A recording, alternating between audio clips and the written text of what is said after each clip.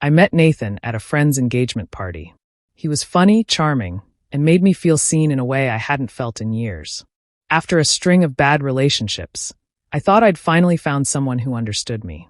He wasn't flashy or arrogant, just warm, attentive, and endlessly patient. We talked for hours that night, and by the end of the week, he was calling me every morning just to say goodnight because he worked night shifts. It felt genuine. Our relationship moved fast. Within 6 months, we were living together in Austin. He always said he wanted to build a future with me. I loved that about him. He asked about my job, my dreams, and my family. I told him about my late grandfather, who had set up a trust fund for me when I turned 25. It wasn't something I bragged about, but Nathan seemed proud of me. He said I deserved it after everything I'd been through. I didn't think much of it then. We got married the following year in a small ceremony. Everything felt perfect. His friends loved me, my mom said he was the one, and I was convinced I'd found my forever person. Nathan was helpful around the house, always paying attention to what I needed. When I got sick, he took care of me. When I got promoted at work, he celebrated with flowers and wine. I couldn't have asked for more. But there were moments that made me uneasy, even if I ignored them. He asked little things about my trust fund, how much it was, who managed it, when I could access it fully. He phrased it like curiosity, but it always felt slightly too specific. Still, I brushed it off. Married couples shared everything, right? Sometimes he'd joke about me being the rich one in the relationship. I laughed it off because he said it with a smile. But as months passed, those jokes turned into subtle comments. He started asking if we could invest together or buy a house in both our names. When I hesitated, he'd look hurt and say things like, "Don't you trust me?" I started feeling guilty, like I was doing something wrong for wanting to protect what my grandfather left me. Looking back, I can see the signs so clearly. But at that time, I was in love, and I wanted to believe in us. He was attentive, affectionate, and made me feel safe. I had no reason to doubt him, or at least, that's what I told myself. The day I noticed something off was subtle. We were having dinner, and he casually mentioned meeting with a financial advisor, just to get ideas. It seemed harmless, but the way he said it, the confidence in his tone, made something in me freeze. My instincts whispered that something wasn't right, but my heart wasn't ready to listen. I wish I had, because that small moment was the beginning of the truth unraveling. Truth that would change everything I thought I knew about my marriage, my trust, and the man I had given everything to. At first, life with Nathan felt like everything I had dreamed of. We bought a cozy home in a quiet Austin neighborhood, with big windows and a porch where we'd drink coffee together every morning. He would kiss my forehead, talk about our future, and make plans for vacations we never actually took. I thought that was normal. Life got busy, work got hectic, and sometimes plans just stayed plans. Nathan was charming. Everyone loved him. He helped neighbors fix things, always showed up for family dinners, and treated me like a queen in public. People used to tell me how lucky I was to have a husband so devoted and kind. I smiled and agreed because for a long time, I truly believed that. But slowly, something began to shift. Nathan started taking an unusual interest in our finances. It began with small things, asking about bills, expenses, or how much I kept in savings. He said he wanted to learn, so we could plan better for the future.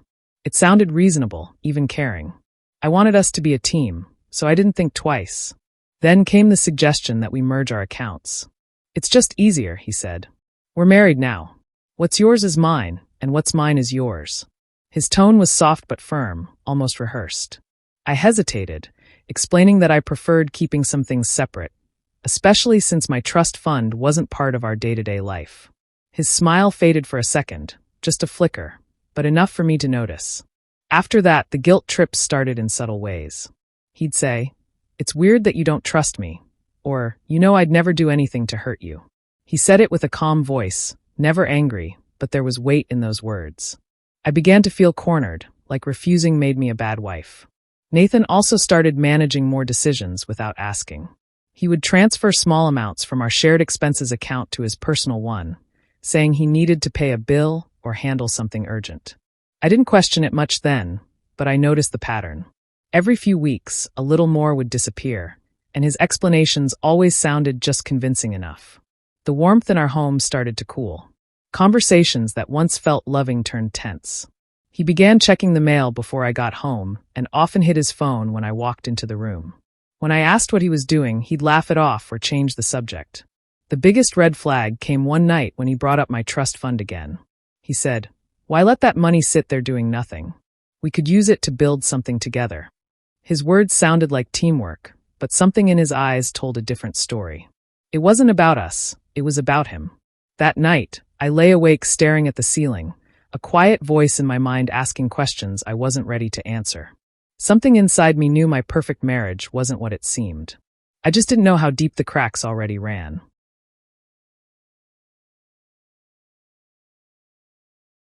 Nathan began to change in ways that were hard to explain at first. He stopped being the warm, understanding man I had married and started acting more controlling, though he disguised it as concern. If I bought something for myself, even something small like a dress or a new book, he would sigh and say, "You really don't think about the future, do you?" It wasn't loud or cruel, but it chipped away at me slowly. He made me question my own choices. When I offered to pay for something, he'd say I was trying to show off. When I didn't, he'd say I was stingy. No matter what I did, it was wrong. I started second-guessing myself constantly, walking on eggshells just to avoid another one of his quiet lectures that always ended with, "I'm just trying to help you be better with money." Soon, he began pulling me away from the people closest to me. He'd roll his eyes when I said I was meeting my best friend, Claire, saying, "She's always jealous of what we have." If I spent time with coworkers after work, he'd make me feel guilty for choosing them over him. It was so gradual that I didn't realize how small my world was becoming. I stopped going out as much. My phone calls with friends got shorter, and eventually, I stopped answering most of them. Nathan made me feel like he was the only person who truly cared about me. When Claire finally managed to see me for coffee one afternoon, she looked worried. She told me Nathan's behavior wasn't normal, that he was slowly cutting me off from everyone. I remember feeling defensive, telling her she didn't understand our marriage. Nathan had warned me she would try to turn me against him, and at that moment, I believed him more than her. That was how deep his influence had gotten. That same week, Nathan brought up the topic of my trust fund again. We were having dinner, and he said it so casually, like it was just an idea he'd been thinking about. "What if we put your trust fund into a joint investment?" he said. "It's just sitting there, Em. We could double it. We both benefit." I froze. My gut twisted, but I forced a smile. He kept talking, painting pictures of our future. Businesses we could start, homes we could buy, trips we could take. It sounded tempting, but something about the way he said "we both benefit" made me uneasy. When I hesitated, he looked disappointed and asked, "Don't you trust me?" That question hit hard. He always used it like a weapon, softly spoken, but sharp enough to cut. I ended up apologizing, trying to explain that it wasn't about trust, but about honoring what my grandfather wanted. Nathan nodded slowly, but went quiet for the rest of the night. Later, when I went to bed, I heard him in the other room talking softly on the phone. I couldn't make out the words, but I caught the tone, cold, businesslike. That was the first night I felt truly alone in my own house, realizing that maybe the man beside me wasn't protecting me anymore. Maybe he was planning something far worse. One evening, Nathan came home acting unusually kind. He cooked dinner, poured me wine, and kept complimenting me as if he was trying too hard. Something in me felt uneasy, but I pushed the feeling aside. After dinner, he said he was going to shower, leaving his laptop open on the kitchen counter. Normally, he was very protective of it. He never left it unlocked. But that night, he did. At first, I didn't plan to look. I sat at the table staring at the open screen. Then I saw a subject line that froze me. Strategy for fund control before filing. My heart started pounding. My hands shook as I clicked it. The email was between Nathan and someone named Robert Haynes, a real estate lawyer I'd never heard of. The words on the screen made my stomach turn. Nathan had been discussing how to get legal control over my trust fund before initiating a divorce. The emails talked about creating a trail of instability and documenting erratic behavior to support incapacity claims. He was planning to make it look like I wasn't mentally fit to manage my finances. He even mentioned things like me being impulsive, emotionally unstable, and financially reckless. Every one of those descriptions came from moments he had pushed me into reacting, then later called me too emotional. There were attachments too, drafts of fake reports and notes suggesting how to manipulate my doctor into believing I needed medication. One message even said, "Once she's labeled unfit, we can get court approval for fund management transfer." Reading those words made me feel sick. The man I loved, the man I trusted with my life, had been planning to destroy my reputation and take everything my grandfather worked for. I sat there, staring at the screen, my chest tight, struggling to breathe. For a long time, I couldn't move. Every moment we had shared, the smiles, the dinners, the nights he held me, suddenly felt like lies. It all made sense now. The emotional control, the isolation, the constant pressure about the money. It was all leading to this. I quietly took pictures of every email with my phone, making sure I had proof. My hands were trembling, but I forced myself to stay calm. When I heard the shower stop, I quickly locked the screen, put the laptop back exactly how it was, and went to the living room as if nothing happened. Nathan came out a few minutes later, smiling like everything was normal. He kissed my forehead and said, "You look tired, sweetheart." I managed a small smile, hiding the storm inside me. That night, I barely slept. My mind kept replaying every lie. Every moment he made me feel crazy for protecting myself. By morning, the fear had settled into something else, cold, quiet determination. I knew I couldn't confront him yet. I had to be smart, because now I understood who I was dealing with. The man sleeping next to me wasn't my husband anymore. He was my enemy, and I needed to make sure he never saw me coming, planning something far worse. That night changed everything for me. I felt like my entire world had collapsed, but I knew I couldn't fall apart. I had to stay calm, act normal, and pretend I didn't know anything. Every time Nathan spoke to me after that, I had to remind myself not to react. I smiled when he smiled, nodded when he talked, and even laughed at his jokes. Inside, though, I was breaking. The man I once loved was now the same person I had to protect myself from. I started planning quietly. The next morning, I bought a small notebook and began writing everything down: dates, conversations, strange behaviors, anything that could later prove what he was doing. I hid my phone carefully and started recording certain moments when he talked about money or tried to manipulate me. Sometimes it felt dangerous just existing next to him, but I knew if I slipped, everything could fall apart. A few days later, I decided to contact Claire again. I hadn't spoken to her properly in months because of Nathan's control, but I needed someone I could trust. When she saw me, her face showed pure shock. She said I looked exhausted. I didn't tell her everything at first, just that I needed help finding my grandfather's old attorney, Mr. Langston. She didn't ask too many questions, just promised she would help me. When I finally reached Mr. Langston, he was kind and calm, like he had been years ago when my grandfather passed. I told him I was worried someone might be trying to access my trust fund. His voice became serious. He asked for Nathan's full name, then went silent for a moment. Finally, he said, "Emma, your husband contacted my office 2 weeks ago. He claimed he was managing your finances on your behalf." My heart dropped. He told me Nathan had asked for detailed information about the trust, pretending he was updating legal documents for me. Thankfully, Mr. Langston's office had refused to release anything without my direct approval. That confirmed everything I feared. Nathan was already trying to take control behind my back. After that call, something inside me hardened. I realized there was no way to save the marriage. This wasn't just betrayal. It was a plan to destroy me completely. I thanked Mr. Langston, promised to stay in touch, and started making copies of every piece of evidence I had gathered. I hid a backup flash drive in a place Nathan would never look, inside an old book my grandfather had given me. At home, Nathan continued acting as if everything was fine. He still kissed me goodbye every morning, still called me beautiful, still made plans for our future. I played along, but my heart had turned to stone. Every word he said now sounded like poison. I knew I couldn't confront him yet. I needed more proof, a solid plan, and a safe way out. Each day, I reminded myself, patience is power. Nathan thought he was in control, but he had no idea that the woman he underestimated was already building a quiet storms behind her calm smile. After weeks of pretending, I finally decided it was time to end the game on my terms. I had gathered enough proof, emails, recordings, and copies of everything Nathan had tried to do. When I met again with Mr. Langston, he told me I needed a strong legal move that would expose Nathan without giving him any chance to twist the story. Together, we came up with a plan that would let him trap himself with his own words. I knew Nathan still wanted access to my trust fund, and I also knew his pride wouldn't let him give up easily. So, one evening, I told him I had been thinking about his joint investment idea. His eyes lit up the moment I said it. He tried to act casual, but I could see the excitement in his face. I told him I wanted to meet with a lawyer first to make sure everything was done properly. He agreed without hesitation, probably believing I was finally giving in. The next few days were hard. Acting like I trusted him again made me sick, but I did it anyway. I needed him to believe I had changed my mind. My lawyer helped me prepare a set of papers that looked official, but had nothing to do with transferring my trust fund. They were actually a prenuptial fraud waiver and a legal package of evidence already signed and ready to be filed in court. All I had to do was get Nathan to reveal the truth out loud.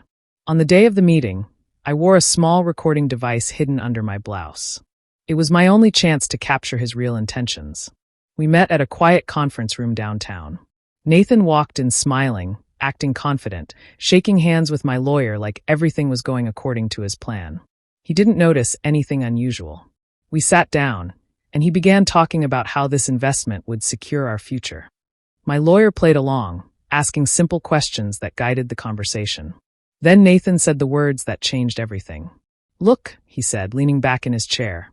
"Once the transfer is done, it's all ours. She'll still have her name on it, but I'll manage it. Either way, I'll get what's mine, one way or another." I kept my expression calm, even though my heart was pounding. My lawyer nodded and said he'd finalize everything soon. Nathan signed the fake papers with a confident smile, not realizing he had just signed the evidence that would destroy his plan. When we left the building, I thanked him for trusting me, keeping my voice steady even though every part of me wanted to scream. That night, I went straight to my lawyer's office. We transferred the recording, filed the fraud waiver, and attached the evidence packet.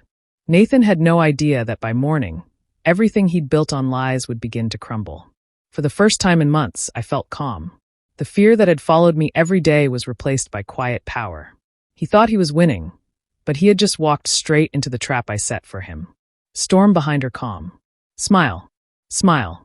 The morning after the meeting, I woke up earlier than usual. My hands were shaking as I got ready, but this time it wasn't from fear. It was from adrenaline. I knew that by the end of that day, everything would change. I went straight to my lawyer's office with the signed documents, the audio recording, and every bit of proof I had collected. He reviewed everything carefully, then looked up at me and said, "It's time." We filed the full case packet that morning. My lawyer contacted the court, and within hours, orders were issued to freeze all trust-related accounts. That meant Nathan couldn't touch a single dollar. It also meant his usual access to the joint household account was under review. I felt nervous, but a part of me finally felt free. By afternoon, the trap had already started to close. Nathan was out running errands when it began. I received the first call from him around 3 p.m. His voice was sharp. "Emma, did you use the wrong card?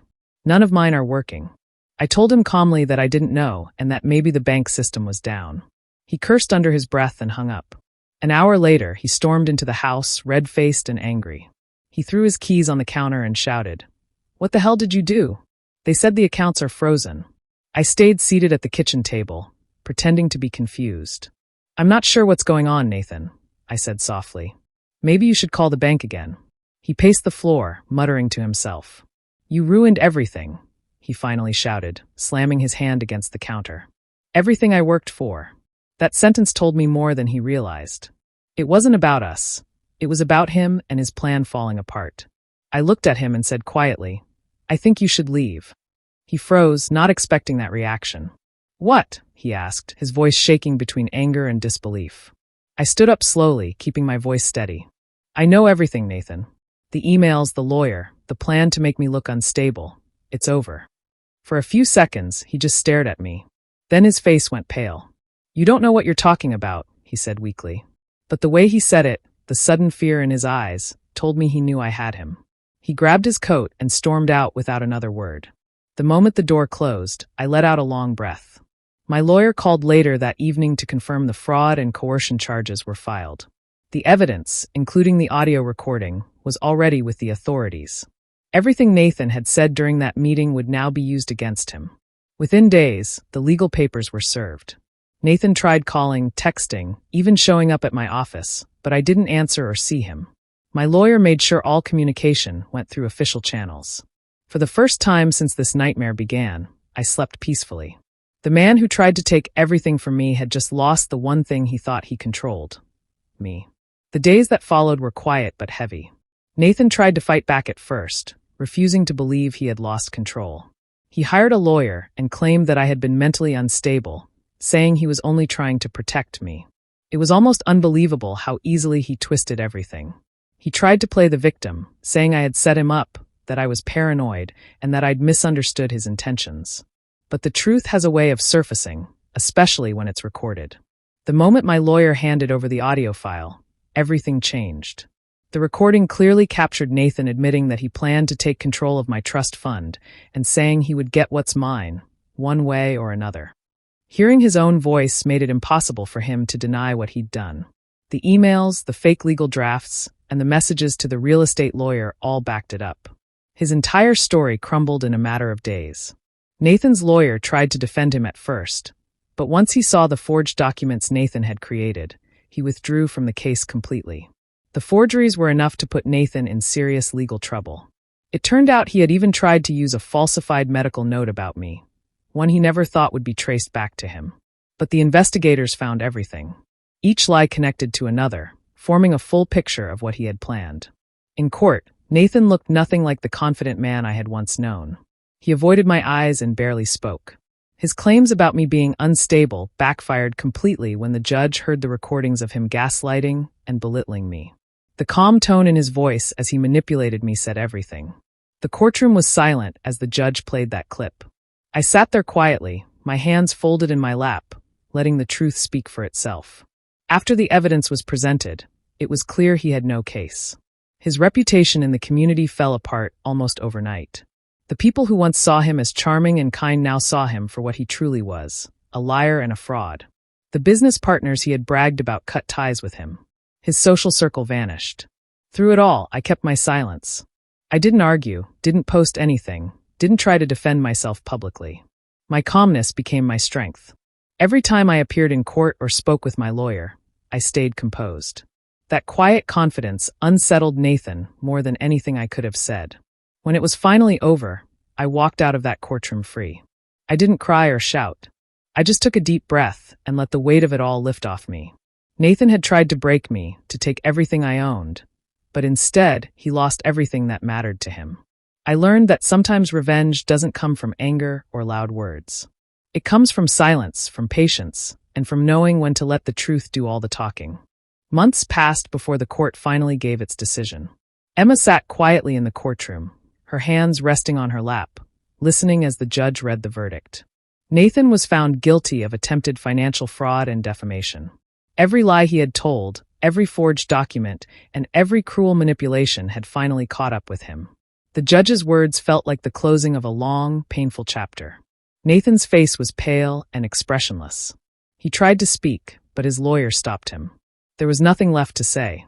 The evidence was too strong, the recordings too clear, and the witnesses too many.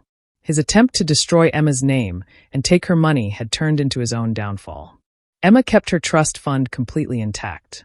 The court confirmed that she had full legal control over it, and no one else, not even a spouse, could ever claim access again. Along with that, the judge granted her a restraining order against Nathan. He was forbidden from contacting her in any form. No calls, no messages, no approach within 100 yards. For the first time in years, Emma felt safe. When she stepped outside the courthouse that day, the air felt different. The sky was clear, and for a moment, she just stood still, breathing deeply. The tension that had followed her for so long began to fade. Every painful night, every tear, every lie she had endured, it all seemed distant now. She realized she was finally free, not just from Nathan, but from the fear and doubt he had planted in her mind. Reporters were waiting near the steps, asking questions, calling her name, but Emma didn't stop. She simply walked past them, her expression calm. She didn't need to explain herself or tell her story anymore. The truth had already spoken for her in court. Claire met her outside and hugged her tightly. It had been a long journey for both of them. "It's over," Claire whispered, and Emma nodded, her eyes glistening, not from sadness but from relief.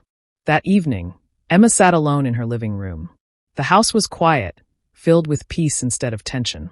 She made herself tea, opened the windows, and let the breeze move through the space. There were no more secrets, no hidden plans, no watching over her shoulder. She was in control of her life again. She spent the following weeks focusing on herself, reading, traveling, and reconnecting with people she had lost touch with. Slowly, she rebuilt her confidence. Her grandfather's trust fund, once a source of manipulation, now became a tool for good.